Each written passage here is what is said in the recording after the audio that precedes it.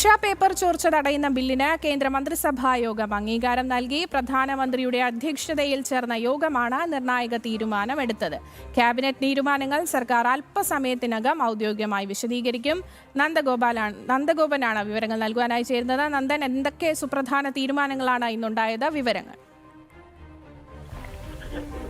Anti paper leak 2024 bill amendment ചെയ്യാൻ വേണ്ടിയുള്ള തീരുമാനമാണ് ഇന്നിപ്പോൾ സുപ്രധാനമായും കേന്ദ്ര സർക്കാർ ഇന്നത്തെ മന്ത്രിസഭാ യോഗത്തിൽ കൈക്കൊണ്ടിരിക്കുന്നത്. കേന്ദ്ര മന്ത്രിസഭാ യോഗത്തിൽ ഇതുമായി ബന്ധപ്പെട്ടുള്ള വിശദമായി തന്നെ ചർച്ചകൾ നടന്നു. പ്രധാനമന്ത്രി നരേന്ദ്രമോദിയുടെ അധ്യക്ഷതയിലായിരുന്നു ഇത്തരമൊരു യോഗം നടന്നത്. വിദ്യാർത്ഥികളുടെ ഭാവി ഒരു തരത്തിലും തുലാസിലാക്കുന്ന പ്രവൃത്തി ഇനിമേൽ ഉണ്ടാകരുതെന്നുള്ള കർശന നിർദ്ദേശം സർക്കാരിന്റെ ഭാഗത്തുനിന്നുമുണ്ടായി. പ്രധാനമന്ത്രി തന്നെ ഇത് മറ്റ് മന്ത്രിസഭാ അംഗങ്ങൾക്ക് ഇതുമായി ബന്ധപ്പെട്ടുള്ള നിർദ്ദേശം നൽകി. പ്രധാനമായും ഈ മന്ത്രിസഭാ യോഗത്തിൽ ഈ പേപ്പർ ലീക്കുമായി ബന്ധപ്പെട്ടതും അതേപോലെ തന്നെ രാജ്യത്ത് നിലവിലുണ്ടായിരിക്കുന്ന ഈ CJP നടത്തുന്ന അക്രമ സംഭവങ്ങളുടെ ഒരു പശ്ചാത്തലത്തിലുള്ള ഒരു സുരക്ഷാ സാഹചര്യങ്ങളും ഒക്കെ മന്ത്രിസഭാ യോഗത്തിൽ എന്നുള്ളതാണ് മനസ്സിലാക്കുന്നത്.